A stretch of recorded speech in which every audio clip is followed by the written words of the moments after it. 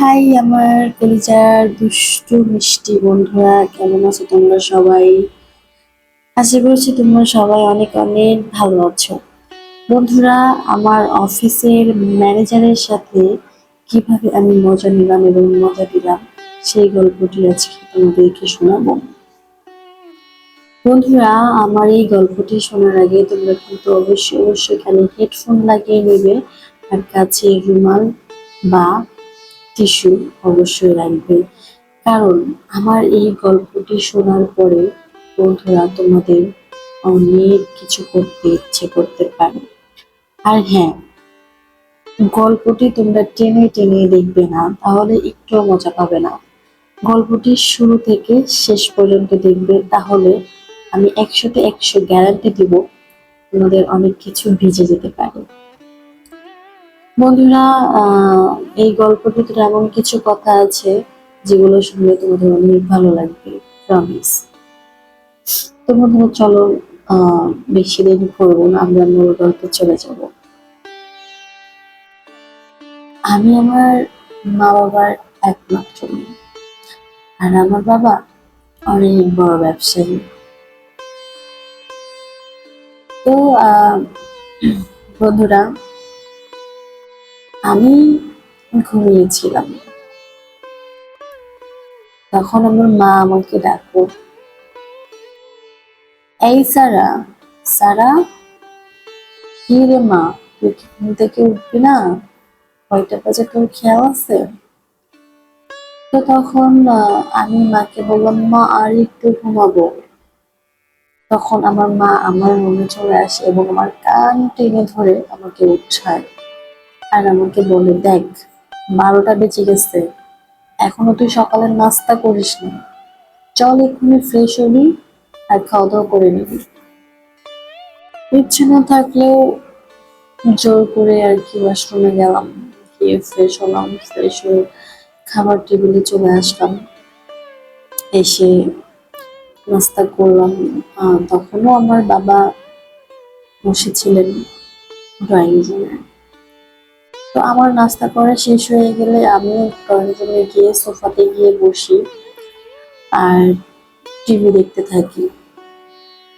তখন আমার বাবা একদমই আমার পাশে এসে বসেন এবং আমাকে বলতে থাকেন, মারে, তুমি তো বড় হয়েছো, এবার একটু দায়িত্বগুলো বুঝে নাও। তখন আমি বললাম, বাবা তুমি কি বলছো, আমি কিছুই বুঝতে পারছি না, কিসের দায়িত্ব, কি বুঝে নেব, আমি কিচ্ছু বুঝতে পারছি না, খুলে বলো। তখন আমার বাবা আমাকে বলল, তুমি তো জানো তোমার কোনো ভাই নেই, তুমি আমার একমাত্র মেয়ে, আর আমার এই যে এত গাড়ি বাড়ি, এত টাকা পয়সা, এত বিজনেস, আমার 3-4টা অফিস, এগুলো তো তোমাকেই সামলাতে হবে, তোমাকেই দেখতে হবে। তো তখন আমি আমার বাবাকে বললাম, বাবা, এখনই আমি এগুলো করতে পারবো না, আর এগুলো করার জন্য তো তুমি আছো, এই অফিস টফিস এগুলো আমাকে দিয়ে হবে না, বাবা এগুলো তুমিই সামলাও, আমি পারবো না। তো তখন আমার বাবা আমাকে বলল, না, কিছু করার নেই, আমার তো বয়স হয়েছে, এবার আমাকে একটু অবসর দাও, অফিসের সমস্ত কাজ কাম তুমি বুঝে নাও। তো তখন আমার বাবাকে আমি বললাম, এখনই আমি কোনো দায়িত্ব নিতে পারবো না, কিন্তু তুমি চাইলে আমি অফিস থেকে একটু ঘুরে এসে দেখতে পারি যে কি অবস্থা, কাজ কাম কিভাবে চলছে, আসলে আমি এটা করতে পারবো কিনা, আমি শুধু ঘুরে দেখে আসতে চাই। তো তখন আমার বাবা অনেক খুশি হলেন আর আমাকে বললেন, ঠিক আছে, তুমি অফিসে তো যাও, অফিসে গেলে তোমার অবশ্যই ভালো লাগবে, তোমার কাজও করতে ইচ্ছে করবে। তো বাবার কথা মতো রেডি হলাম, রেডি হয়ে অফিসের উদ্দেশ্যে আমি আর আমার বাবা একসাথে বের হলাম। অফিসে গিয়ে আমার বাবা সোজা তার অফিস রুমে আমাকে নিয়ে যায়, নিয়ে গিয়ে আমাকে বলল বসতে। তো আমিও বসতে গেলাম, সেই মুহূর্তে আমার বাবা আমাকে বলল, না না, তুমি এখানে বসবে না, তুমি ওই আমার চেয়ারটাতে গিয়ে বসো। তখন আমি আমার বাবাকে বললাম, বাবা তোমার চেয়ারে আমি বসবো? না না, আমি তোমার চেয়ারে বসতে পারবো না। তখন আমার বাবা আমার হাত ধরে নিয়ে গিয়ে তার চেয়ারে আমাকে বসিয়ে দেয়। বসিয়ে দিয়ে সামনে এসে আমার দিকে অপলক দৃষ্টিতে তাকিয়ে থাকে। আর একটু পরে বলে ওঠে, বাহ, কত সুন্দর লাগছে আমার মেয়েকে এই চেয়ারে বসে। তখন আমিও হেসে দিলাম। তারপর আমার তারপর আমার বাবা আমাকে বলল, আজ থেকে এই চেয়ারটা তোমার। তো তারপর আমার বাবা টেবিলেই ফোন রাখা ছিল, সেখান থেকে ফোন করলো ম্যানেজারকে। ম্যানেজারকে ফোন করে বলল, ম্যানেজার এক্ষুনি আমার চেম্বারে আসুন আর ফাইলগুলো নিয়ে আসুন। তো তখন আমার বাবা সামনে যে চেয়ারগুলো ছিল সেখানে বসেন। তারপরে আহ ম্যানেজার রুমের ভিতরে চলে আসে, এসে ফাইলগুলো আমার সামনে রাখে। আমি ম্যানেজারের দিকে তাকাতেই ম্যানেজারকে আমার খুবই ভালো লেগে যায়। ম্যানেজার এত স্মার্ট একটা ম্যানেজার, কি বলবো বন্ধুরা, ওকে দেখে আমার কেমন যেন লাগছিল, বুকের ভেতরটা কেমন যেন করছিল। এত সুন্দর, এত স্মার্ট, দেখলেই মনে হয় কিছু একটা করি। এত স্মার্ট আর এত সুন্দর। তো বন্ধুরা, ফাইলগুলো আমার পাশে রাখে। তারপর আমার বাবা ম্যানেজারকে বলতে থাকে, আজকে থেকে এ অফিসে এমডি আমার মেয়ে, ওকে সমস্ত ফাইল বুঝিয়ে দিন। এই কথা বলে আমার বাবা রুম থেকে বের হয়ে চলে যায়। তারপর ম্যানেজার আমাকে সমস্ত ফাইল বুঝিয়ে দিতে থাকে, আর আমি ম্যানেজারের দিকে শুধু তাকিয়েই ছিলাম। বন্ধুরা, এক পর্যায়ে আহ, তার ফাইল দেখানো শেষ হয়ে গেল এবং সে আমাকে বলল, ম্যাডাম, তাহলে এখন কি আমি আসতে পারি?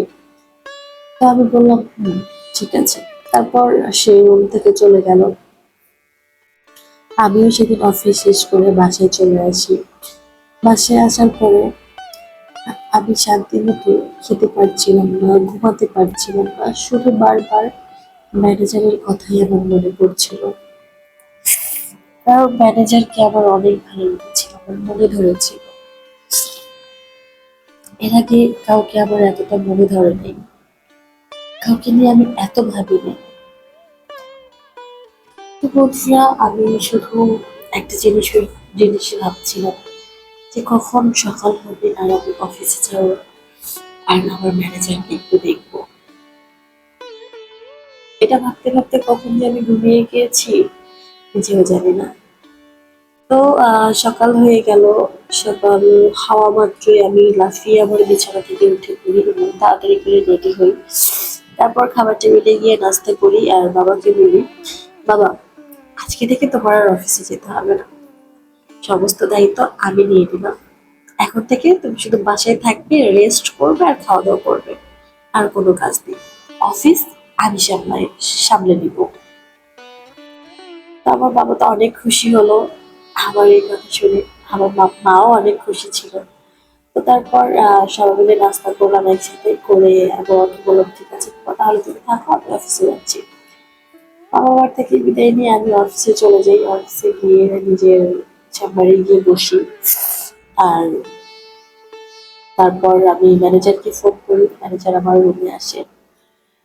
রুমে আসার পর আমি ম্যানেজারকে বলি, আপনি আমার দরজাটা লক করে দিয়ে এসে বসুন। তখন ম্যানেজার বলল, ম্যাডাম, দরজা লক করবো মানে বুঝতে পারলাম না, আমি কি কোনো ভুল করে ফেলেছি?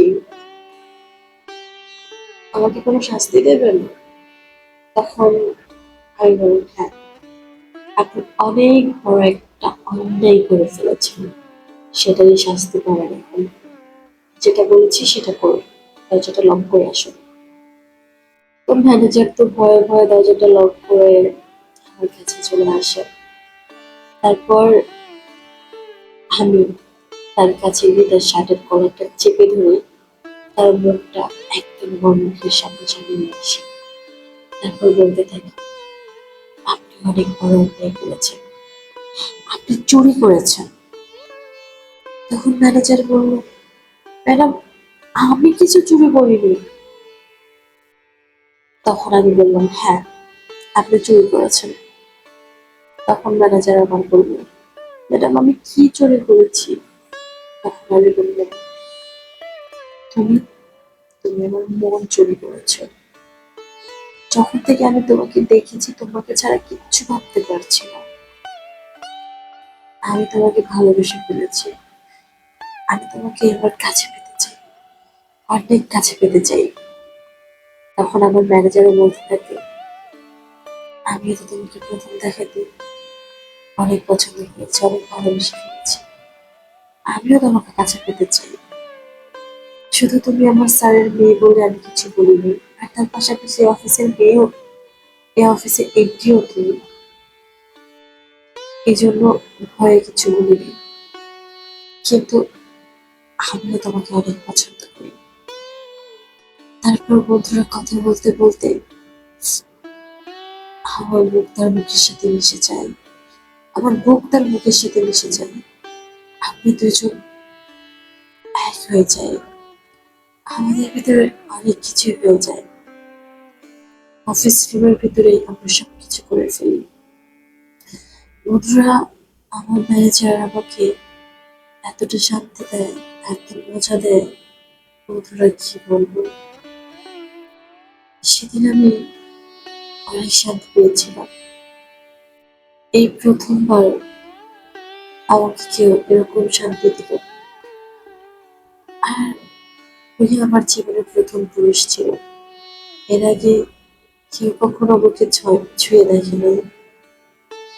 এই প্রথম পুরুষ আমার জীবনে আমার ম্যানেজার। বন্ধুরা, আস্তে আস্তে অনেক সুন্দর করে আমার ম্যানেজার আমাকে মজা দিল। বন্ধুরা, ওর মজা খেয়ে আমি তো পুরো অজ্ঞান হয়ে গিয়েছিলাম। বন্ধুরা, ও আমাকে মজা দিতে দিতে দিতে দিতে অজ্ঞান করে ফেলল। তারপর এক সময় আমার সেন্স ফিরে আসলো। তখনও ও আমাকে মজা দিচ্ছিল, আমিও ওকে মজা দিচ্ছিলাম। বন্ধুরা, এরকম মজা নিতে নিতে প্রায় 2 ঘন্টা চলে যায়। 2 ঘন্টা আমার ম্যানেজার আমাকে মজা দেয় এবং আমি আমার ম্যানেজারকে মজা দিই। তো বন্ধুরা, তারপর আহ আমরা ফ্রেশ হয়ে ম্যানেজারকে বলি, ঠিক আছে তুমি বাসায় চলে যাও, আমি বাসায় চলে যাবো। অফিস শেষ করে আমিও বাসায় চলে আসি। এসে আমার বাবাকে ম্যানেজারের কথাটা খুলে বলি যে আমি আমার ম্যানেজারকে পছন্দ করি, তুমি বিয়ের কথা বলো। তারপর আমরা দুজনে মিলে ব্যবসা সামলাবো, তোমাকে টেনশন করতে হবে না। তো আমার বাবাও রাজি হয়ে যায়। তারপর ধুমধাম করে আমাদের বিয়ে হয়। তারপর আমি আর আমার হাজবেন্ড দুজনে মিলে আমাদের অফিস সামলাই, ব্যবসা সামলাই। তো এইভাবেই আমাদের খুবই ভালো যাচ্ছিল। বন্ধুরা, এখানেই গল্প শেষ হলো। গল্পটি কেমন লেগেছে তোমরা অবশ্যই কমেন্ট করে জানিয়ে দিবে, আর লাইক কমেন্ট শেয়ার করে সব সময় আমার কলিজার দুষ্টু বন্ধুরা আমার কাছেই থাকবে, আমার সাথেই থাকবে।